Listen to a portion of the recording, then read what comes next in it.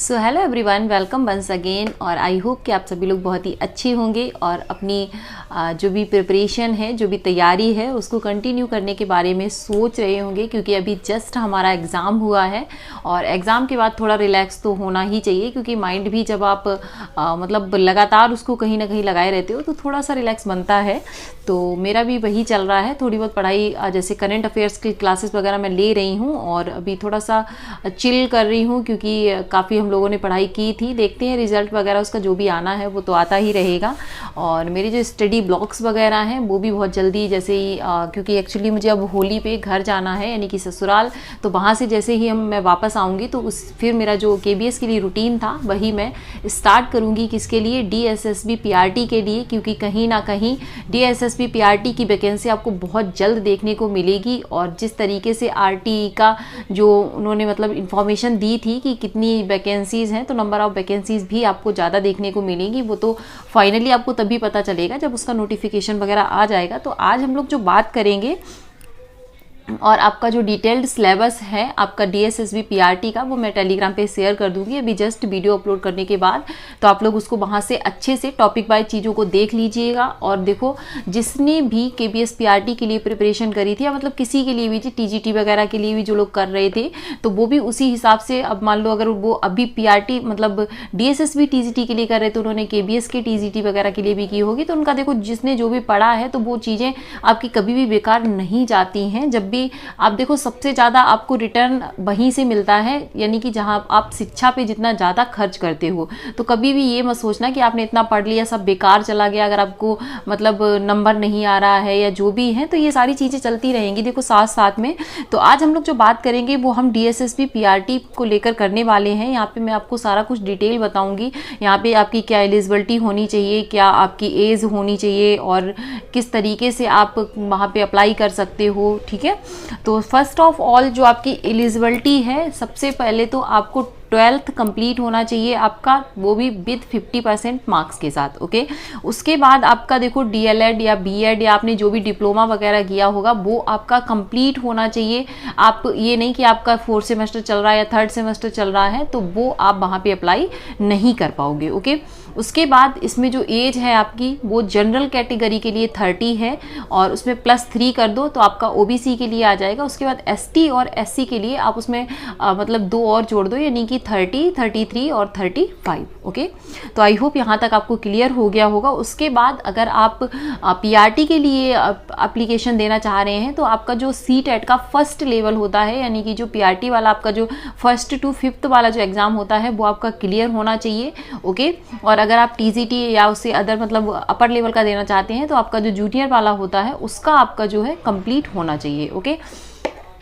उसके बाद जैसे कि CTET में, अब जैसे देखो, एक तो ये दिल्ली में ही जॉब मिलेगी, दिल्ली की ही जॉब होती है, तो इसलिए जो यहाँ पे दिल्ली वगैरह के बच्चे हैं उन्हीं को OBC कैटेगरी में फाइट करने का मौका मिलेगा, जिनका कि जो आपका कास्ट सर्टिफिकेट होता है वो आपका दिल्ली का होगा।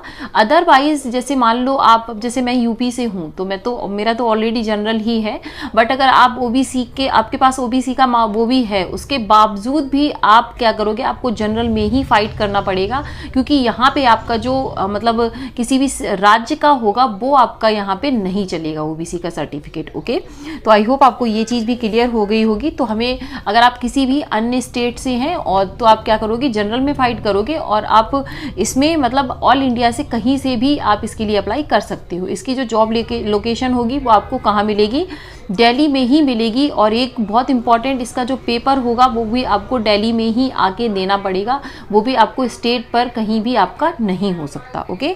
उसके बाद हम देखेंगे इसका जो सिलेबस है, डिटेल्ड सिलेबस मैंने आपको भेज दिया है, आप उसको देखिएगा। तो अब हम बात करेंगे इसका जो भी सिलेबस है उसके बारे में। तो सिलेबस में इसमें देखो 2 पार्ट्स में आपके जो पेपर हैं, देखो सबसे पहले आपका जो पेपर है 200 मार्क्स का होता है, ओके। एक आपके सही क्वेश्चन के लिए आपको 1 मार्क्स दिया जाएगा, यानी कि सही आंसर के लिए। और अगर आपका एक गलत होता है तो 0.25 इसमें निगेटिव मार्किंग भी है।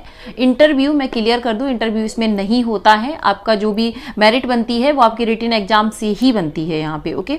उसके बाद आपका जो टाइम होता है इसमें केबीएस के मुकाबले बहुत टाइम कम दिया जाता है आपको। केबीएस में आपकी निगेटिव मार्किंग भी नहीं थी, इसमें निगेटिव मार्किंग भी है, तो इसलिए। और टाइमिंग जो है इसकी 2 घंटे होती है। आपको 2 घंटे में 200 क्वेश्चंस अटेम्प्ट करने होते हैं। तो ये मतलब इसके लिए आपको बहुत ज़्यादा प्रैक्टिस चाहिए। तो जितनी ज़्यादा से ज़्यादा आप प्रैक्टिस कर पाओगे, और मैं भी मतलब देखो, और जो हम लोगों ने केबीएस पीआरटी के लिए पढ़ा है वो भी 100% इसमें काम आने वाली हैं सारी ही चीज़ें, चाहे फिर वो इंग्लिश हो, हिंदी हो, क्योंकि देखो 60 से 70% सारी वही चीज़ें आएंगी। देखो हिंदी में पूरी वही व्याकरण आएगी हमारी, उसके बाद हमारा जो गद्यांश आया था, पद्यांश वगैरह, उसके बाद उसमें जो क्वेश्चन आए थे, उसके बाद वोकैब जो आपका पर्यायवाची है, विलोम शब्द है, तो यही सारी चीज़ें इसमें भी आएंगी। इंग्लिश में भी सेम वही है, आपका पैसेज आएगा, ग्रामर आएगी, आपके एंटोनिम्स, सिनोनिम्स ये आएंगे, है ना। उसके बाद वर्ड सब्स्टिट्यूशन आएगा। तो वही सारी चीज़ें जो हम लोग कर चुके हैं उनको छोड़ना नहीं है, उनको और भी अच्छे से आप चीज़ों को रिवाइज करना स्टार्ट कर देंगे, है ना। उसके बाद है आपका मैथ्स। तो मैथ्स जो आप पढ़ चुके हो, जो पढ़ रहे हो, मैथ्स वगैरह, एक रीजनिंग हो गई, मैथ्स हो गई। कुछ सब्जेक्ट ऐसे होते हो जो ज़्यादा से ज़्यादा प्रैक्टिस मांगते हैं, तो जितनी ज़्यादा प्रैक्टिस करोगे उतनी जल्दी आप उनको सॉल्व कर पाओगे और उतने अच्छे से आप उनको सॉल्व कर पाओगे। उसके बाद देखो इसमें क्या हो गया, हिंदी हो गया, इंग्लिश हो गया, मैथ हो गया, आपकी रीजनिंग हो गई, और आपका 20 मार्क्स की आपकी जीके या करंट अफेयर्स दोनों को मिला के आती है, ठीक है। तो उसके लिए मैंने आपको पहले भी एक वीडियो बनाया था और आप लोगों ने उसे बहुत पसंद किया है, थैंक यू सो मच उसके लिए।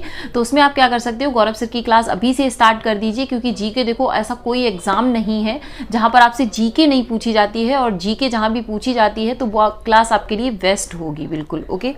उसके बाद इसमें 20 मार्क्स के सारे सब्जेक्ट्स आते हैं। उसके बाद जो है आपका पेडागॉजी आती है, और बहुत ही अच्छे लेवल की पेडागॉजी आती है इसमें। मतलब जितनी आपने केबीएस की पेडागॉजी देखी ना, उससे भी डबल अच्छी लेवल की जो पेडागॉजी कह सकते हैं। उसमें आपके मतलब जितना आप मतलब पेडागॉजी पढ़ सकते हो ना, उतनी पढ़ लो, उन सबसे रिलेटेड क्वेश्चन इसमें आते हैं।